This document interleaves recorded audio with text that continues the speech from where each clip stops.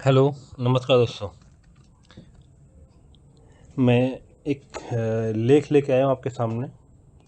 लेख का शीर्षक है जीवन की परेशानी सुलझ जाएगी अगर क्षमा करना सीख लें। जीवन की परेशानी सुलझ जाएगी अगर क्षमा करना सीख लें। तो ऑडियो लाइब्रेरी में आपका स्वागत है और चलिए शुरू करते हैं। देखिए, संस्कृत में क्षेत्र शब्द का अर्थ है खेत और शरीर को भी खेती कहा गया है। तो इस खेत में हम कर्म की जो खेती कर रहे हैं, शरीर में रहने वाली चेतना है क्षेत्रज्ञ। ईश्वर ने हमको जो क्षेत्र दिया है उसमें हर एक को अपना अपना काम करना होता है और यह काम हमें धर्म को केंद्र में रखकर ही करना है। धर्म का एक अर्थ होता है कर्तव्य। जब कोई भी कार्य धर्मबद्ध नीति से होता है उसमें सबका कल्याण निहित है। ऐसे नहीं सोचना कि घर परिवार या गांव शहर को छोड़कर गंगा तट पर जाकर हाथ में माला लेकर बैठ जाने से ही कल्याण होता है। अपने घर परिवार में रहकर भी आप आपका कल्याण हो सकता है।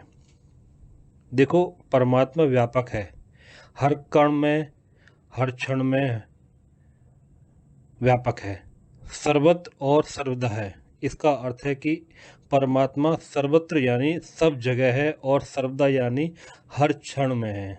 तो जो सर्वत्र है उसे मिलने या उसका अनुभव करने के लिए किसी विशेष स्थान पर जाना अनिवार्य नहीं है। हाँ, आप गंगा तट पर थोड़े दिन के लिए जाओ, बाकी के तीर्थ स्थलों पर भी जाओ। कल कल करती अलकनंदा के दर्शन करो, वहाँ थोड़ा अलग वातावरण का अनुभव होगा आपको। वहाँ आपको जरूर पवित्रता का बोध होगा, लेकिन परमात्मा आपको तीर्थ पर ही मिलेंगे ऐसा मानने की कोई वजह नहीं। उसकी उपस्थिति का अनुभव आपको अपने घर में भी हो सकता है क्योंकि वह सर्वत्र है। धर्म पूर्वक कर्तव्य बुद्धि से अपना काम करो, अपने अहंकार या स्वार्थ को भी बीच में मत आने दो। ऐसा हुआ तो आप जिस भी क्षेत्र में हो वहाँ मुक्ति के अधिकारी बन सकते हो। जैसे कि राजा जनक होते हुए भी वे देही कहलाए। राजा जनक होते हुए भी वे देही कहलाए। जनक महाराज ऐसे प्रज्ञावान पुरुष थे जिनसे उपदेश पाने के लिए खुद सुखदेव जी को वहाँ जाना पड़ा था। वे तो नियति मार्ग के पथिक थे, परमहंस थे। उन्हें किसी से कोई लालच भी नहीं था। देखो, निर्वृत्ति मार्ग के पथिक मार्गदर्शन प्राप्त करके करने किनके पास गए? प्रवृत्ति पथिक का पथिक जो राजा है, शासन करता है, राजनीति कर रहा है, राज्य को चलाता है, प्रजा का पालन करता है, लेकिन सब कुछ करते हुए भी वह मुक्त है।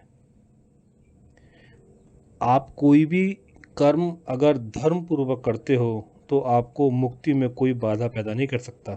इसलिए पहले धर्म, फिर अर्थ, फिर काम और उसके बाद मोक्ष। ये चार पुरुषार्थ हैं। धर्म, अर्थ, काम और उसके बाद मोक्ष, चार पुरुषार्थ। तो भौतिकवादी पश्चिमी जगत में जीवन के केंद्र में मनुष्य है। भौतिक वस्तु के लिए मनुष्य एक दूसरे को खत्म करने से भी नहीं डरता है। आज शिक्षा वस्तु परक है, जीवन के लिए नहीं। जीवन के लिए पैसा मुख्य है। ऐसी भावना पैदा हो गई है, पढ़ाई डिग्री दे सकती है पर अच्छा इंसान नहीं बना सकती। हम अपने आप को जितना माफ़ कर सकते हैं उतना दूसरों को माफ़ नहीं कर सकते। अगर हमसे गलती होती है तो हम अपने आप को माफ़ कर लेते हैं, बट अगर यही गलती किसी और से होती है तो हमारे लिए वो एक विषय बन जाता है चर्चा का। लोग उस पर गॉसिप्स करते हैं और नई नई तरीके की बातें और व्याख्या जो भी है वो सब करते हैं। ऐसा समाज में होता है। पर माफ़ नहीं करते। अगर हम दूसरों को माफ़ करना सीख लें तो समाज के काफ़ी प्रश्न सुलझ सकते हैं। कर्म को पूजा बनाओ और धर्म के गुणों को चरितार्थ करो।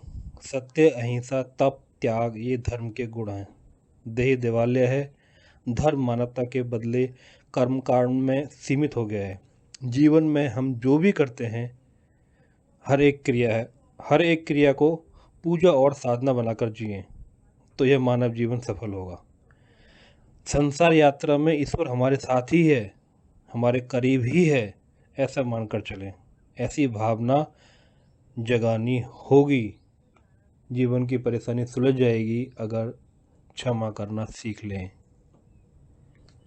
तो यही थी कहानी, एक लेख। तो जीवन की बहुत सारी कठिनाइयाँ, परेशानियाँ सुलझ सकती हैं अगर हम लोगों को माफ़ करना सीख लें। कैसी लगी दोस्तों आपको, एक बार कमेंट में लिख के बताइएगा। मिलते हैं नई स्टोरी में जल्दी ही। Thank you, thanks for listening.